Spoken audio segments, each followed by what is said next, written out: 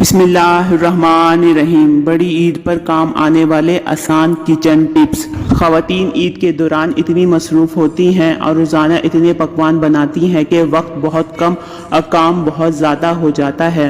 ऐसे में अगर आप प्याज को ब्राउन करके रख लें तो आपका काम आसान हो सकता है। कलेजी की बू दूर करने के लिए कलेजी को छोटे टुकड़ों में काटने के बाद पानी में डालकर इसमें 4 से 5 चम्मच सफ़ेद सिरका शामिल करें और 20 मिनट के लिए रख दें। फिर एक बड़ा साबित लहसुन लेके इसे बिना छिलका उतारे कुचल लें। अब इसे अच्छी तरह कलेजी पर लगाकर आधे घंटे के लिए रख दें। फिर इसे पानी से धोकर छन्नी से छान लें तो कलेजी में बदबू नहीं आएगी। सूप बनाते वक्त अगर पैन में बर्फ़ की चंद डलियां डाल दें तो तमाम चिकनाई इकट्ठी होकर सूप के ऊपर आ जाएगी।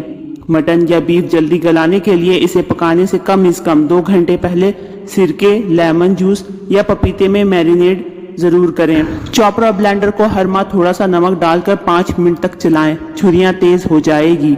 अगर सिंक में कचरा जमा हो जाए तो 2 खाने के चमचे सोडा बाइकार्बोनेट सिंक ड्रेन में डालकर ऊपर से 1 कप सिरका डाल दें। 1 घंटे में बंद ड्रेन खुल जाएगा।